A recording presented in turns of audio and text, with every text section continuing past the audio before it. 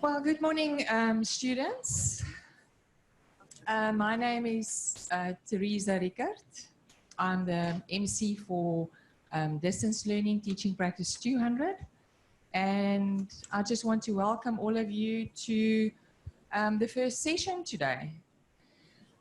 I really try to place myself in your shoes as a student, trying to think what you will be doing at this stage, and I try to keep my presentation today simple but to the point, and to basically focus on the things that I think you should be busy with currently with regards to this module. Right.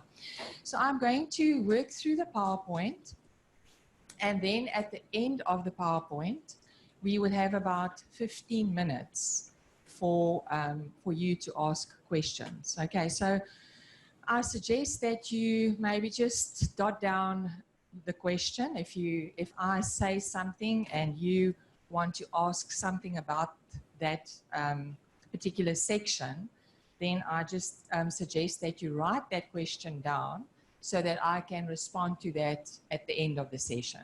Okay, and I really do hope that this will, if you're nervous about the module, that this will put your mind at ease. And if you have queries, that I do hope that I will clarify that for you today during this session.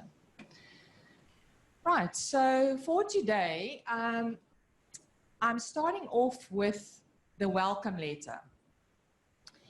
You were supposed to receive a welcome letter in your student pack from Wise Books. I do know that some students did not get the welcome letters or any of the letters in their packs. So therefore, I uploaded all the letters on ECI for you. So it is available on ECI for you, right?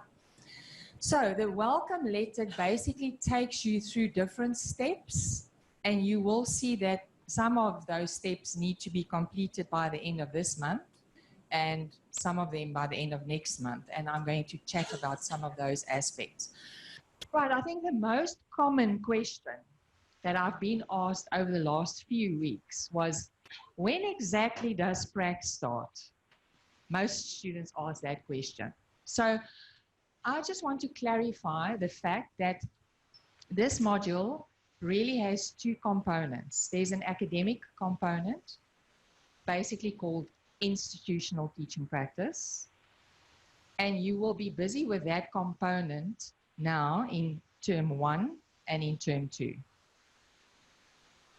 Then you will also have a practical component, and the practical component will only start after the July school holidays. Right, so your prac only starts in term 3. Okay, so I will talk about the academic part of things a little bit later. I'm not going to elaborate too much about the practical session today, seeing that that only happens in term 3. So for me, it just makes sense to focus on what you will be doing now at this stage in term 1 and 2. But just to put your minds at ease, I will be discussing the teaching practice section in the third event, or the third learning event. And if I remember correctly, I think that that happens on the 23rd of May. So it's just before your exams start. So I think that's a good time to then discuss your teaching practice and the expectations and everything that will be expected of you with regards to the teaching practice. So today I'm going to focus more on the academic part of things that you will be focusing on now. Okay, so let's just quickly look at the steps. So there's several steps on that welcome letter. The first one basically only refers to you working your way through all your documents, checking to see whether you actually received all your documents. And I think that's a very important step to take. When you get your pack from Wise Books, make sure that you do have all the documents that we listed under step 1 of your welcome letter. I do know that I had one student who actually messaged me to say that she never received some of the important documents. So if that happens, you need to contact Wise Books to say to them that you don't have this or that in your pack, right?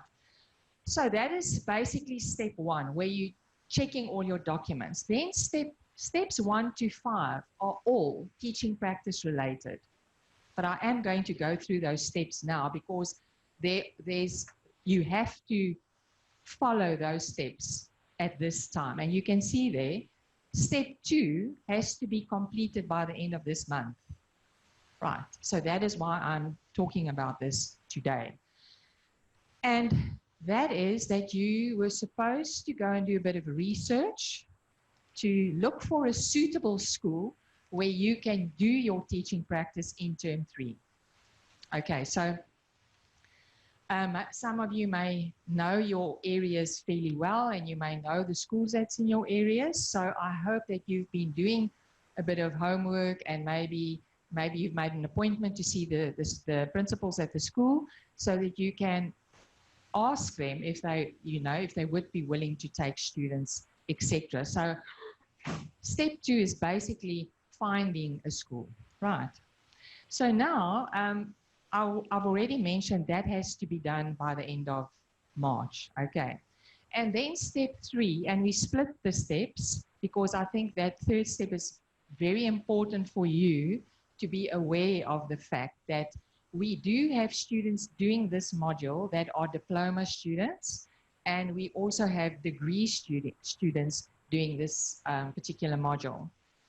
And it is important for you to be aware of the fact that if you are a diploma student, then you should be looking for an ECD center or a pre-primary school, because you will have to do your teaching practice in a grade R class if you're doing the diploma. But if you're doing the degree, you can still do your prac in a grade R class, but I would really suggest, seeing that you're doing the degree, that you do spend some time in a grade 1, 2, or 3 class this year.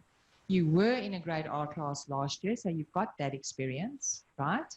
So I really feel it would be to your own benefit to also then go to a grade 1, 2, or 3 class this year. So that's why we split those 2 steps, just to make sure that you are looking for the correct school, okay? So please make sure that you've got a school in mind, because then if you have the school, then you have to complete step 4. And you will see there that this step needs to be completed by the end of April, okay? So what does this entail? You will have to take your willingness to host letter, and we refer to them, or to these letters, they've got different codes. So we refer to that particular letter as the TP200 letter.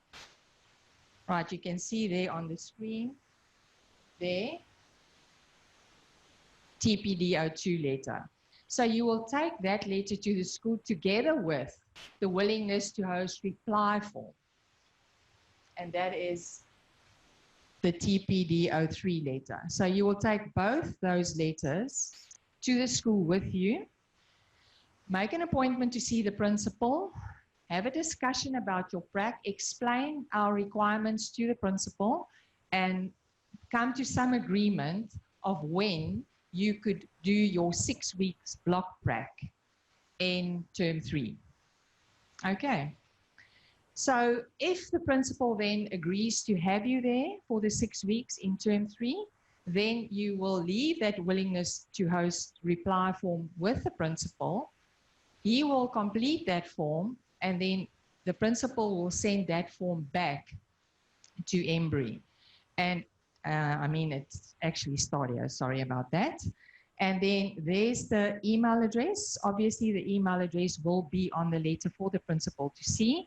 So you will send that document back to us. And then as soon as we receive that letter from the school, we will acknowledge the fact that we are aware of the fact that you now have a school that you that's happy to host you.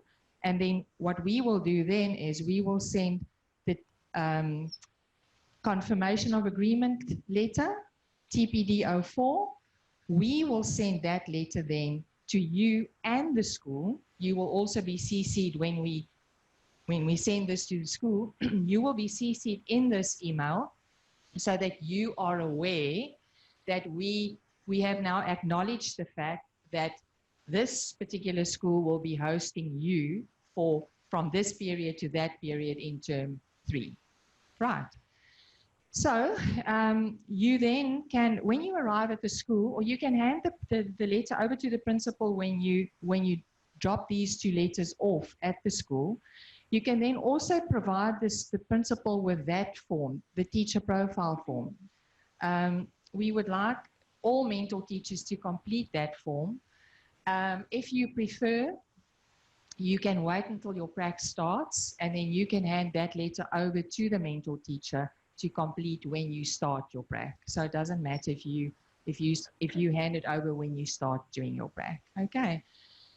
So that's the process that you can read and that you can follow from your welcome letter under step 4. So now you will see on the next slide, I skipped step 5, and it's because it's teaching practice related, so I left it out now. I'm not talking about that now. I will cover that on the 23rd of May. But at this moment, you should be busy with step 6, according to your welcome letter. So your step 6 there says that you should be working through 10 lessons in your study guide at this stage. Right, there's 10 lessons in your study guide, and I want to make a suggestion. I know that all of you didn't register at the same time, so some of you may be busy with lesson 4 or 5 already, I don't know. Some of you may only have started now in this week. So you all at different places, you're in different situations. Some of you may be working, some of you may be home all day. So I want to suggest that you determine the number of weeks you have to work through these 10 lessons in your study guide. So I put an example there that you can look at. There's an example that you can look at. So for instance, if you started working through your study guide material, through your lessons, the 10 lessons in your study guide, if you started working through them on the 2nd of March, and you want to be done by the 8th of May, because that will leave you a few weeks before you start writing exams on the 25th of May, right? That will give you 10 weeks to work your way through your study guide. That's more than enough time. It's a lot of time. And that basically means that you have 1 week per lesson. So I suggest that you work out some kind of program for yourself. You know when you can start, or when you've started, or if you've started already, and you know when you want to be finished, so that you've got enough time to study for your exams as well. And then I think from there, determine how many weeks you have, and then divide the number of lessons into that and determine how much time you have, how much weeks or hours you can spend on a lesson. Okay. I also suggest that you maybe just squiz through the different lessons, because you will see that some of the lessons are shorter than others. Some are a little bit more complicated than others. Some have formal writing activities and developmental writing activities in them. So obviously, if there's an activity in the lesson, that lesson will take much longer to work through, because you also have to do the activities then. So I think just look at them, see which of them have also some developmental or formal activities included, and take that into consideration because those lessons will take a bit more time, right? This year we've added a 7th step, and we thought that it would be to your benefit if you have all your dates for your submission of formal activities as well as your developmental activities, if you have it in one place, instead of paging through all the books to find, oh, when is this activity due? And now you have to go and page through the book to find where it was written somewhere in the study guide or in the ITP booklet. So now you've got all those dates as step 7 on your welcome letter. So you can see there that I highlighted the first 2 because, as you can see there, next to formal writing activity 1 and formal writing activity 2, you can see that they are both due at the end of April. Okay, and I am going to discuss those 2 activities a little bit later, okay, or shortly.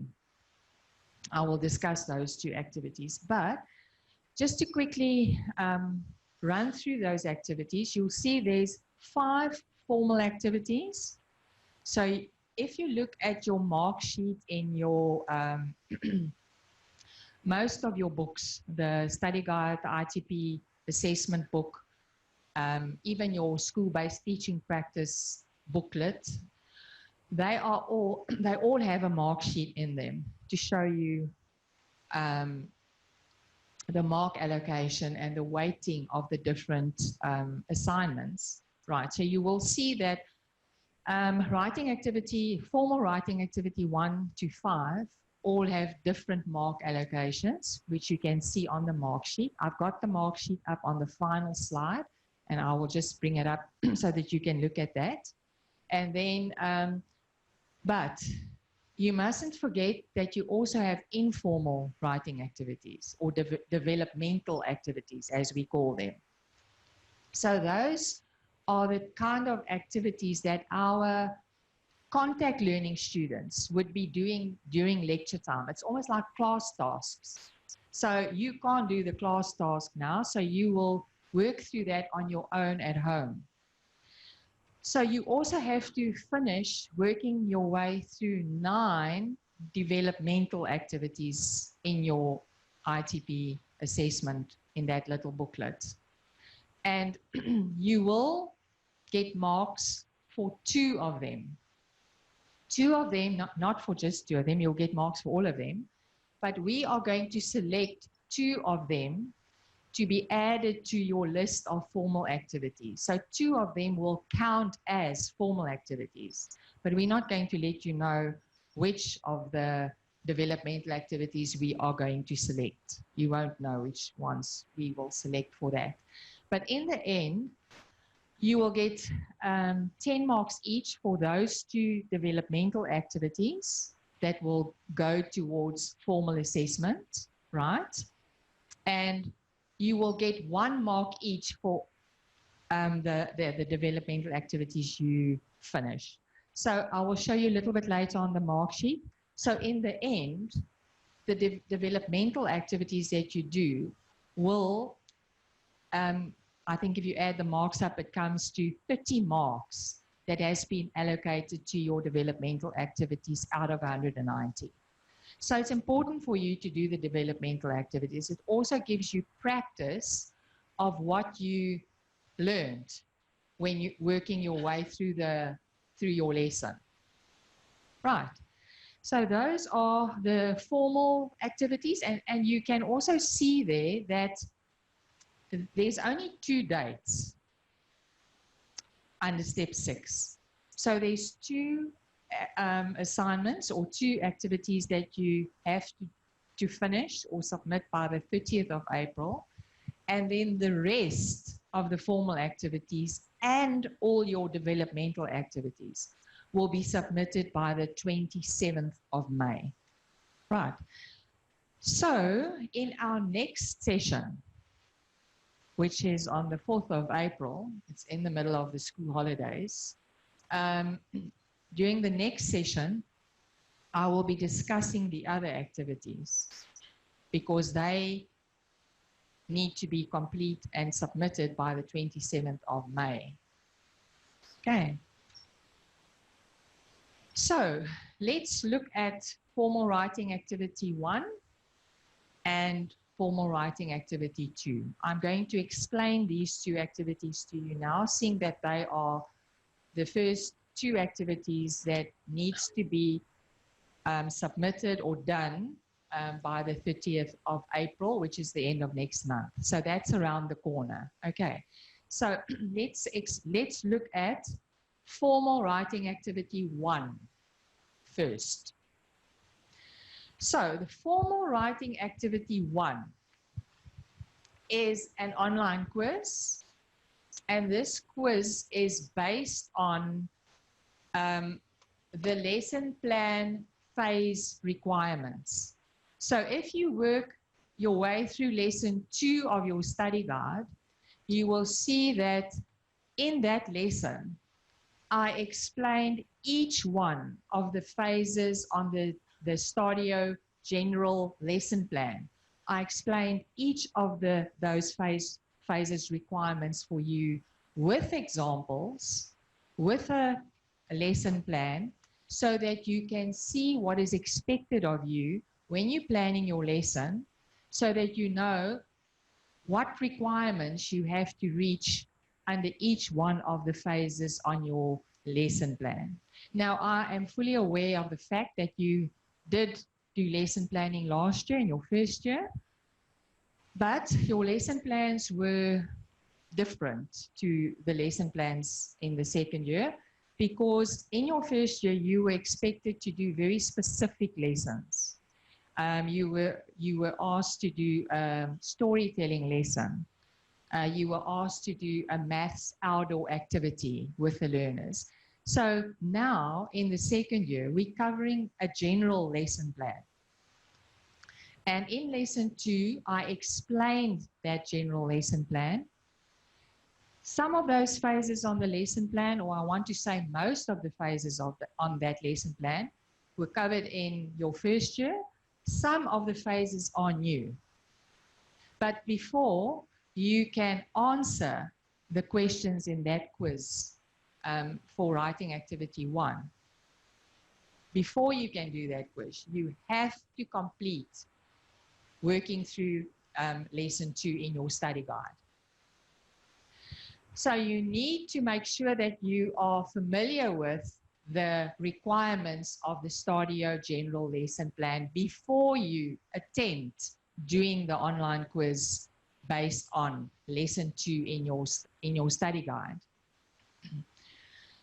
Right, so you can see there that this quiz, or you can refer to your study guide from page 47 to 68.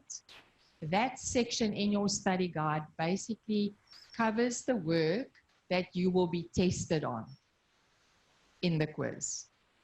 So I suggest that when you do that quiz, you make sure that you are familiar with those pages, so that you, although you are allowed to keep your study guide with you and to page to those pages to get the answers, you must just keep in mind that your time for this quiz is limited.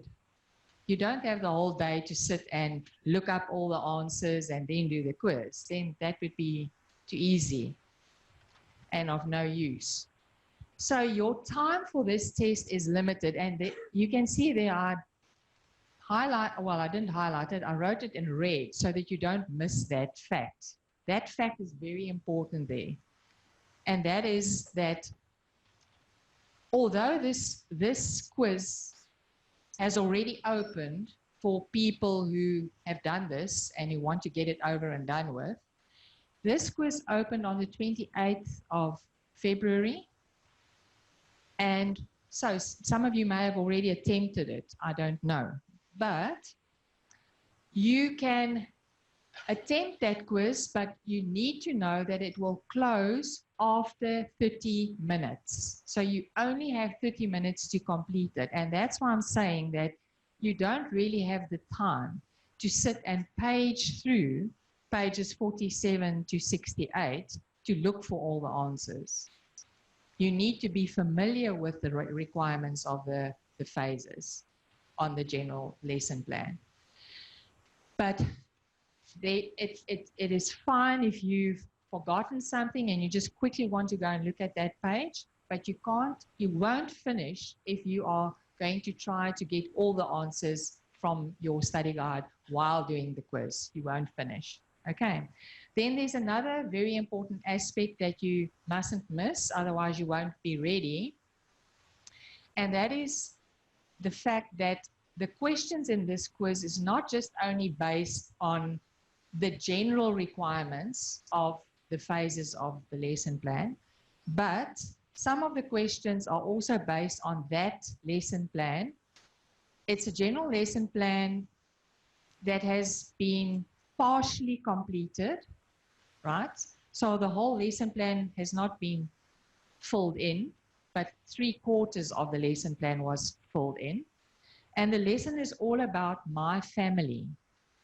And you can find that lesson plan on page 7 to 11 in your ITP assessment booklet. So when that lesson plan should be next to you when you're doing the online quiz. Okay, so can I warn you? I know from experience, because my contact learning sometimes doesn't get it right. So I'm warning you now. Read your questions very carefully, because some of the questions are based on the general requirements of a particular phase. But some of those questions refer to that particular lesson. So I've asked questions about that lesson to see if you actually understand and can apply what you've learned about the lesson phase requirements. So be aware of the fact that some will be general questions about the phase requirements, and some questions will refer specifically to that lesson based on my family. So you will need that.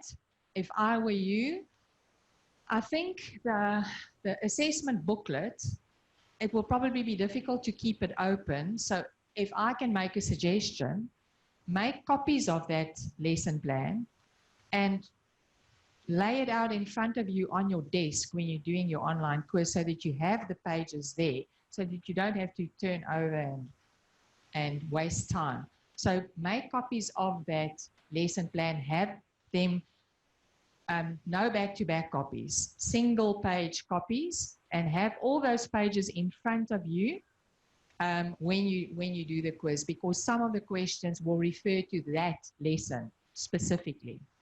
So read your questions carefully, okay? And then you should also know that I've already said, I have already opened it on ECI. It opened on the 28th of February, and the due date for this activity is the 30th of April. So the due date is 4 o'clock, but I'm sure you are aware that we have a 24-hour grace period. So you get 24 hours extra, and therefore this quiz will close on the 1st of May at 4 o'clock. And you only have one attempt. So when you're busy answering the questions, you can always go back to an answer and go and change your answer. But you can only do that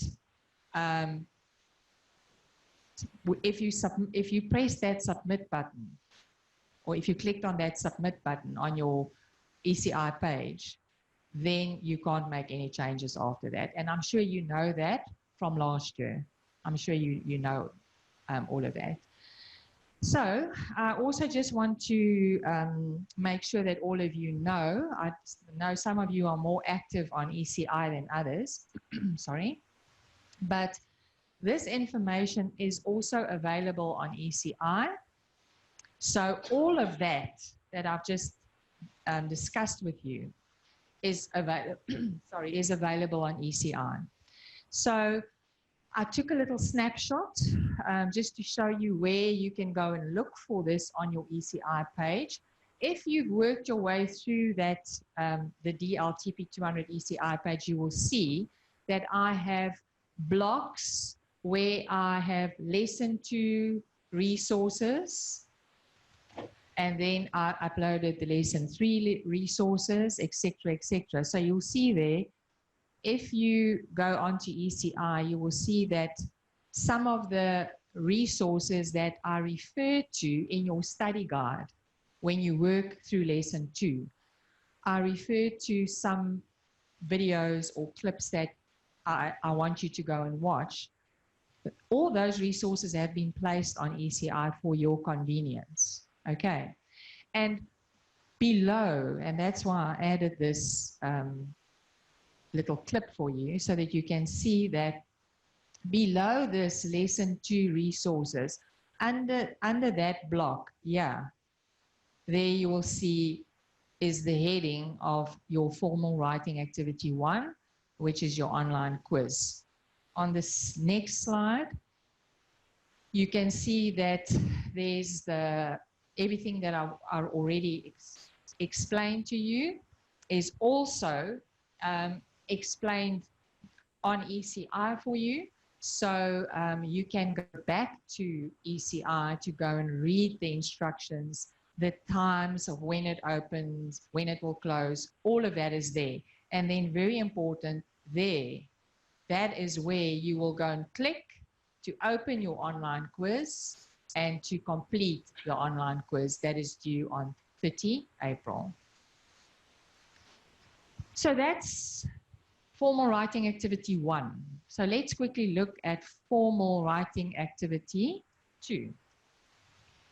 Formal writing activity 2 is a life skills lesson plan that you have to complete and that you have to submit by the end of April. Okay. So the instructions with regards to this lesson plan, very important. You have to plan a life skills lesson, and very important, I'm sure from last year, you are well aware that the subject life skills has 3 content areas, namely beginning knowledge and personal and social well-being, physical education, and creative arts. Those are the 3 content areas for the subject life skills.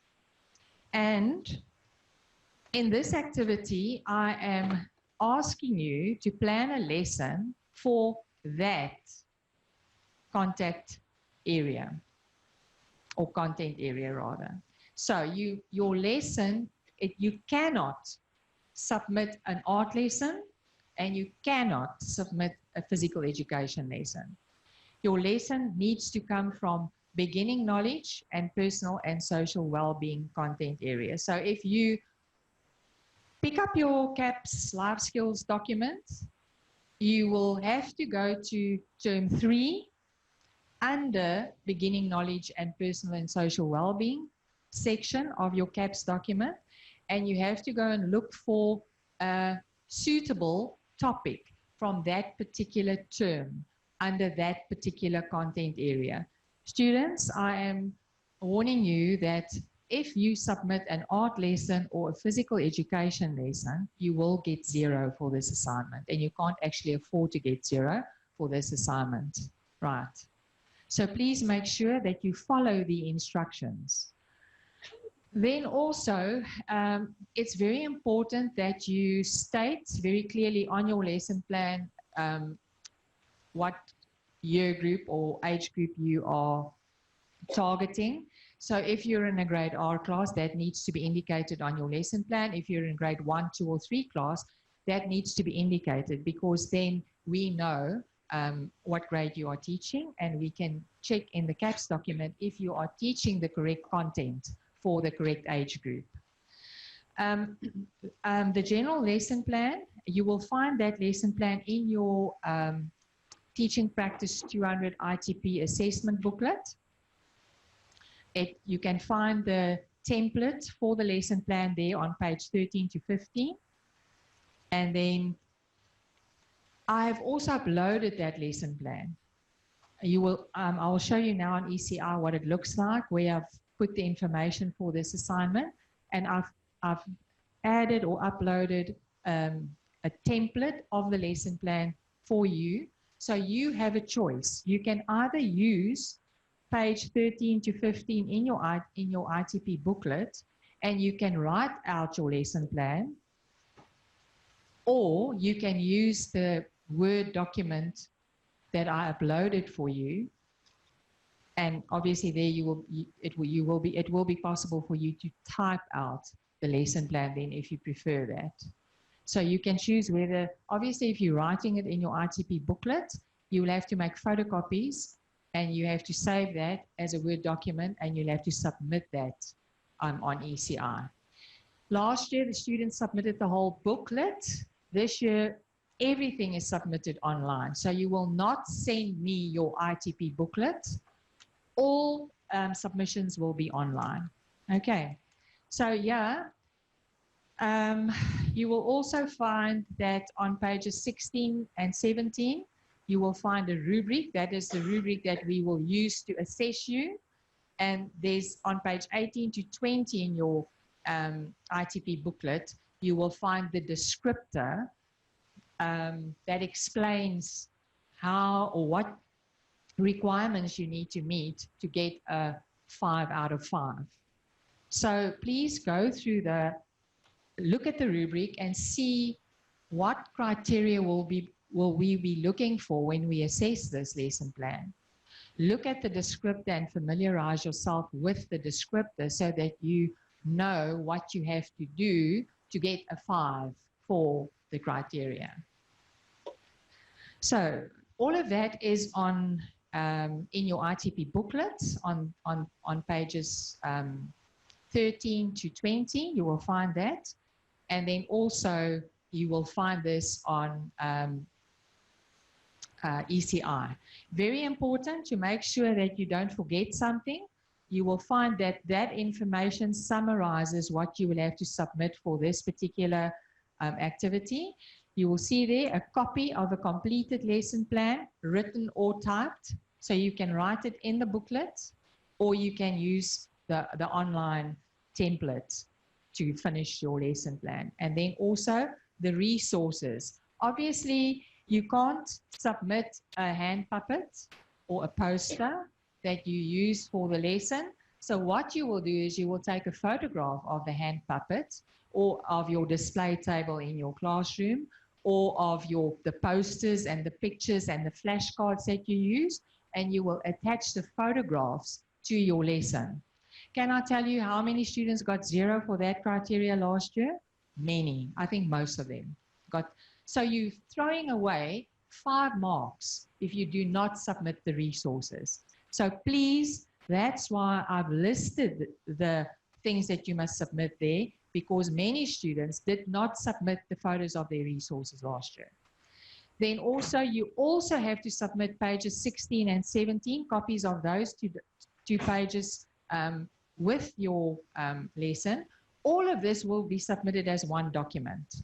So you will take your lesson plan, put the photos that you took of your resources, plus pages 16 and 17 of your ITP booklet. All of that will be scanned in and saved and uploaded as one Word document to ECI.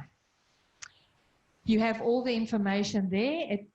It is also already open for you to upload. It will close on the due date is the 30th, but the cutoff date is 1 May at 2 o'clock. That will cut off. Just to show you on ECI, there you will see, I think if I remember correctly, it's between the lesson resources 3 and lesson or the resources for lesson 4. It's between 3 and 4 on your ECI page. You will find that all the instructions are there for you to see, and you can, everything is there, the times, what you must submit, everything is on ECI for you to view, and then you can upload your lesson plan there. Okay. I'm not going to open the mark sheet now. There's only 2 minutes left. So if you have a few questions that you would like to ask, we still have about 2 minutes left for any questions. Any questions about, yes.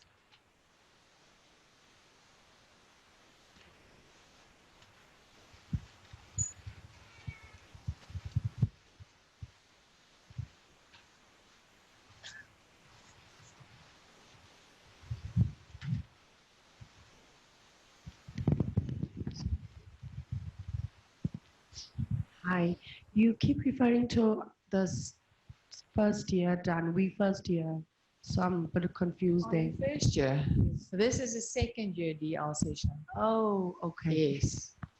This is a second year distance learning session. I hope all of you aren't first years. Are you second years? Second year? Who's first years? Sorry, students, you're in the wrong session. It's a second year DLTP session today.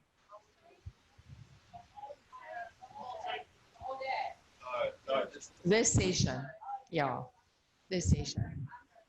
So unfortunately, if you're first year, you must just scrap everything you heard now. To our audience watching nationally, online, and in our distance learning centers and across our campuses, please make sure you consult the program for today to make sure that you are attending the correct sessions.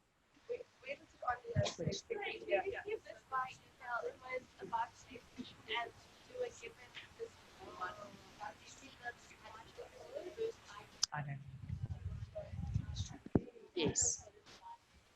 Okay, so I just wanted to know the lesson plan that we're doing. You said we must do specific for the grade that we're going to. If they can't specify what grade we are going to, then what must we just choose? Grade 1, 2, or 3? Do you not know which grade you will be teaching in at this stage? No, so I've submitted the letters and stuff, but they haven't confirmed. Must I ask them to try and confirm that? I think so, because the idea with this lesson plan is for you to plan it, for us to assess it, Yes. for you to improve on it, and then to go and teach it in term 3. So I think trying to get that, otherwise it will be a waste, I think. Okay. Any other questions for second year distance learning teaching practice? The willingness to host form and the reply form, instead of the principal emailing it, can we hand deliver it, and to whom? Can you hand it? Hand deliver the willingness to host form and the reply. You must hand deliver it. There's no other way it will get to the school. Oh, this says You have to hand deliver. You have to take the willingness to host form and the willingness to host reply form. I mean to you guys, to Stadio. It says instead of the principal emailing it, Stadio can be. Yes, you can bring it back to us. If it's close by and it's convenient for you, then you can bring it back to us. If the principal is happy with that, that's fine. And then we will still email you and the principal the TPDO form. Hand it over to the TP department? I can't hear you. You're talking in the TP mic. department. Sorry? Do we hand it over to the TP department, or? Yes, you will have to hand it over to Mrs. Wilson at the Teaching Practice Department. Any other questions? We've run out of time, so if you have other questions with regards to teaching practice distance learning? No other questions. Oh, there's one more question. Is there time for another question or not? The student in the green dress.